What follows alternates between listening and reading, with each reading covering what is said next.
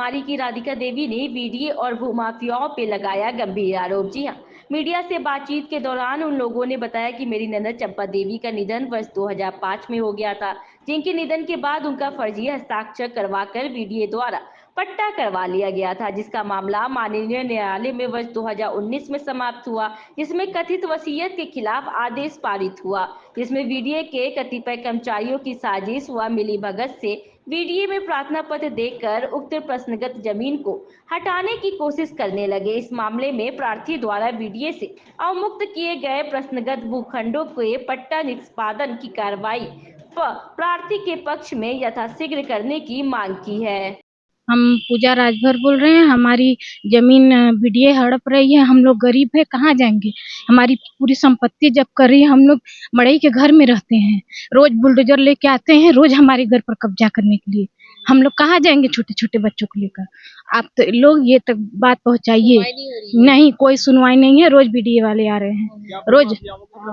जी, भूमाफिया की तरफ से हम लोग के घर के जेंट्स का गलत लिए हैं सिग्नेचर, सब कुछ। इसी की वजह से हम लोग रोज धमकी आ रही है। हम लोग कहाँ जाएंगे, ये बात पहुंचाइए आप लोग। यही हम लोग को गिराने का घर धमकी दे रहे हैं सब लोग। हम लोग कहाँ जाएंगे। वो माफिया लोग वीडियो लेकर रोज आकर गाड़ी लेकर हम लोग को धमका रहे हैं गिराने के लिए। हम लोग एक ही तुम लोग के नाम से कुछ नहीं है, सब वीडियो के नाम से है। हम लोग कम से कम कितने वर्ष से हम लोग पुराने से पुश्तैनी से हम लोग का यहाँ पर कब्जा है। हम लोग बाप दादा सब लोग रहते थे। अब हम लोग छोटे छोटे बच्चे, हम लोग कहाँ जाएंगे। रोज गाड़ी लेकर फोर्स लेकर चले आते हैं सब लोग धमकाने के लिए। हम यही अपील करना चाहते हैं कि हम लोग का सुनवाई हो। हम इस प्रकरण पर जांच किया जाए।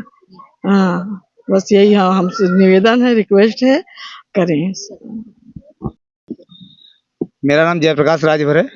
ये हमारे क्या मामला है पूरा? मामला ये वाराणसी विकास प्राधिकरण से संबंधित मामला है। ये हमारी पैतृक संपत्ति है और ये हमारे परिवार की संपत्ति है।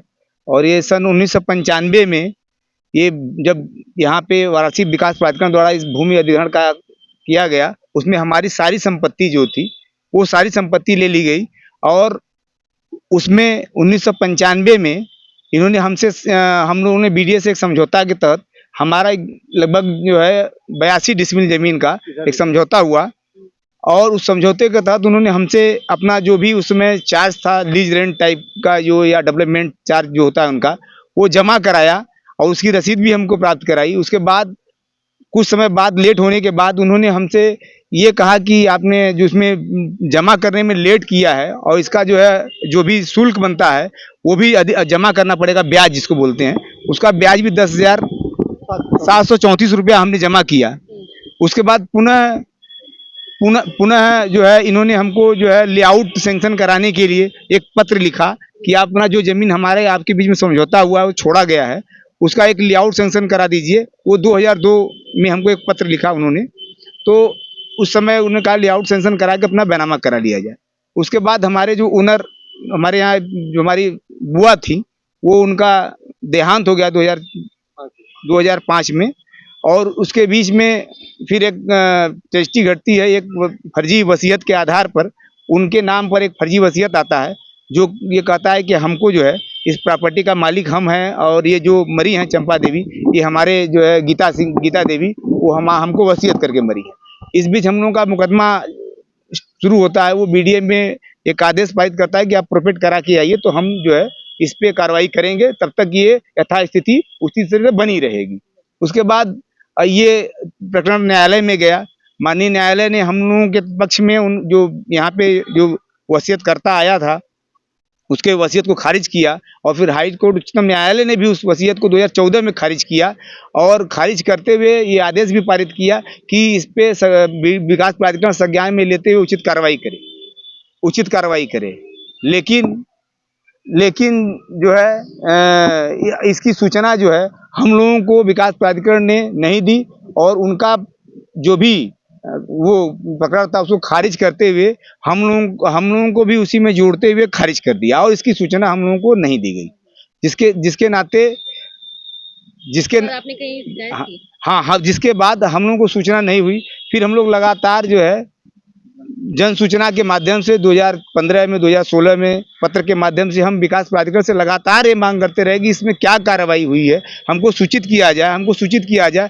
उस प्रकरण में हमको कोई सूचना नहीं मिली और हमारा मुकदमा जो है इस मुआवजे के संदर्भ में था, जो हमारा अधिग्रहण किया गया उसमें कम मुआवजा मिला था हमको, उसके संबंध में भी हमने एक रीट दाखिल की थी, जिसकी सुनवाई कोर्ट में चल रही थी। अभी उसका भी डिक्लेरेशन हम लोगों को नहीं प्राप्त है कि क्या हुआ उसमें, और न हमको कोई विकास प्राधिकरण ने सूचना दी है। और उसमें ये बात हुआ था कि इनको पैसा इनके खाते में डाल दिया जाए, तो हम लोग बोले कि हम लोगों का प्रॉपर्टी जब तक क्लियर नहीं होगा हम ये पैसे नहीं लेंगे, क्योंकि आप जब तक हम लोगों का नाम नहीं चढ़ जाएगा हम इस प्रॉपर्टी पे हम पैसा उठाएंगे नहीं, या पैसा हमारे खाते में नहीं आए। इसके लिए हमने खाते को फ्रीज भी करा दिया था। पुनः वो बताते हैं कि खाता आपका पैसा एसएलओ में जमा है, आप जाके ले लीजिए। हमने कहा कि हमारे प्रॉपर्टी को आप छोड़िए, हमारे जो शर्तों पे आपको जो 1995 में जो हमारा शर्तों पे जो हमारी आपकी तय हुई थी बात, उस बात पर आइए और उसको तय करिए। तब इधर बीच लगभग एक हफ्ता पहले वो अचानक से आते हैं और बोलते हैं इस प्रॉपर्टी को बीडीए का हो गया है और आपका मुकदमा खारिज कर दिया। हमने पूछा कि हमको कोई आप सूचना दिए हैं, कोई लिखित सूचना हमको दिए हैं, कोई आपके पास आज की डेट में आदेश है आपके पास कब्जा लेने के लिए, वो भी दिखाइए। न तो उनके अधिकारी दिखाए, न उनके तहसीलदार दिखाए, न उनके यहाँ पे आए हुए समक्ष अधिकारी जिनको भी भेजा गया था वो भी नहीं दिखाए। फिर उन्होंने कहा कि नहीं, ये खारिज चुका है। इसके लिए हम लोग बीसी साहब से भी मिले, उन्होंने कहा कि बीसी साहब के पास जाइए। हम लोग बीसी साहब के पास गए अपने पत्र को लेकर के। फिर हम लोग सचिव साहब से भी मिले, उन्होंने कहा कि भाई ये तो मुकदमा आपका खारिज हो गया है और ये प्रॉपर्टी बीडीए की हो चुकी है। हमने कहा कि सर हमको ये मौका दिया जाए, हमको कोई सूचना नहीं, अभी तक कोई पत्र हमको नहीं मिला, कोई सूचना है और हम बार बार सूचना लगातार मांगते रहे। जो सूचना अधिकार के तहत हम कम से कम 10 हमने सूचना मांगी है, उसमें एक भी जवाब नहीं मिला। अगर हमारा जो है 14 में खारिज किया गया तो हमको कम से कम उसको सूचना देनी चाहिए, ताकि हम उसके खिलाफ उसके मतलब विपरीत जा सकें या अपनी बात को जाके बीडीए से या उच्चतम न्यायालय से कह सकें। ऐसा कोई मौका नहीं दिया और अचानक से आकर के इसे गुंडे माफियाओं की तरह 50 की संख्या में आकर के घेर लिए। महिलाएं यहाँ पर थी, हमारी बच्चियां थी, हमारी जो है छोटी छोटी, वो घबरा गई। ऐसा लग रहा था कि लोग कहाँ भाग करके जाएं और धमकी देने लगे कि ये खाली करा दिया जाएगा, अगर नहीं मानोगे तो जेल में भर दिया जाएगा, ये सब सरकार की विकास प्राधिकरण की संपत्ति है। और कहते हैं कि इस पे बिल्डिंग बनेगी, बड़ी बिल्डिंग बनेगी, बड़े बड़े लोगों को इसमें बसाया जाएगा। बताइए, गरीबों को उजाड़ करके ये परिवार आप देख रहे हैं, छोटे छोटे बच्चे हैं, ये मड़ई आप देख रहे हैं जिसमें रहते हैं, ऐसे मड़ई और इसको उजाड़ने के बाद आप जो है महल बसा करके, या क्या सरकार, ये योगी जी की यही योजना है कि गरीब आदमी को उजाड़ कर बड़े आदमी को बसाया जाए? ये जबकि इनकी पूरी प्रॉपर्टी ले ली, इनकी 1 इंच जमीन इन्होंने नहीं छोड़ी है, मात्र 4 बिस्सा जमीन इन्होंने परिवार से, जबकि 40 की संख्या में हमारा परिवार है, 40-50 की संख्या में हमारा परिवार है, जिसको रहने भर की जगह नहीं कायदे से रह पाएगी। अगर लोग आपस में बंटवारा करेंगे तो रहने भर की जगह नहीं बच पाएगी। और उसमें भी ये बड़ी उम्मीद थी कि हमारे पास इतनी संपत्ति, ये जो संपत्ति हमारी है कम से कम हमारे बच्चों के लिए आगे काम देगी। और इस तरह की जालसाजी और जो कुचित्र रचने वाले जो माफिया टाइप के लोग थे, जिन्होंने पहले इस फर्जी वसीयत के आधार पर अपना नाम इसमें डालने का काम किया, जिन्होंने कहा कि वो हम उनके वारिसान हैं, ऐसा कहकर के वो लोग आए और जो है अब इसको कब्जा करने, उन्हीं का कुचित्र और विभाग के कुछ निचले कर्मचारियों की मिलीभगत की वजह से ऐसा हुआ, जो कि 10 साल बाद भी हमको ये सूचना नहीं मिल पाई। 14 में खारिज हुआ, अब आज 24 चल रहा है, वो सीधे आ रहे हैं कि हमारी प्रॉपर्टी है कहने के लिए चले आए। उससे पहले ना तो उन्होंने कहा हमारी प्रॉपर्टी है, 2008 तक उन्होंने ये हमको लिख कर दिया। 2008 में उन्होंने लिख करके ये सूचना जारी किया बीडीए ने कि जब तक इस मामले का निस्तारण नहीं हो जाता इस पर हम कोई कार्रवाई नहीं करेंगे, जब तक जिस पक्ष में ये मतलब आदेश होगा उसी पक्ष में हम कार्रवाई करेंगे। तो ये मामला विभाग का था, उसके बाद हम लोग कोई लेटर नहीं, 2008 के बाद कोई लेटर नहीं आया। प्रशासन से हम ये अपील करना चाहते हैं कि इसकी बड़ी जांच कराई जाए और उसमें जो यहाँ पे बताते हैं कि रिसीविंग हुई है वो फर्जी रिसीविंग है, अभी रिसीविंग करता भी जिंदा है और वो अपनी रिसीविंग मैच कराएं, दिखाएं। और इस तरह से जो जालसाजों की, जो बड़ी जालसाजों की जो गिरोह है, उस गिरोह को भी पर्दाफाश हो।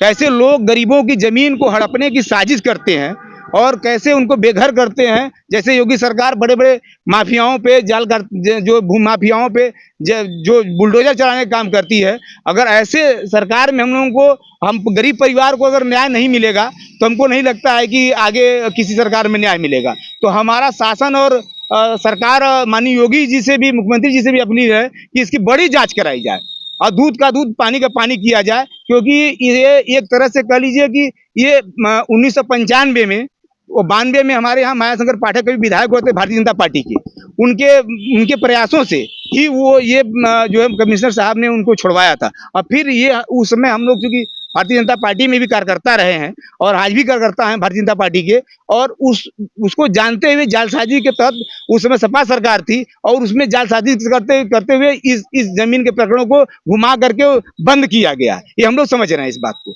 और हम चाहते हैं कि इसकी बड़ी जांच कराई जाए, न्यायिक जांच कराई जाए और न्याय मिले हम लोगों को, क्योंकि हमारा बड़ा परिवार है, बहुत गरीब परिवार है। यही एक हम लोगों की जीवन जो है उम्मीद है, कह लीजिए वो स्थिति हम दर के मतलब सड़क पर आ जाएंगे स्थिति है। हम चाहते शासन हम लोगों की मांग को, बातों को शासन प्रशासन सुने और बैठ करके इस बात को देखे और हम लोगों को समय दे।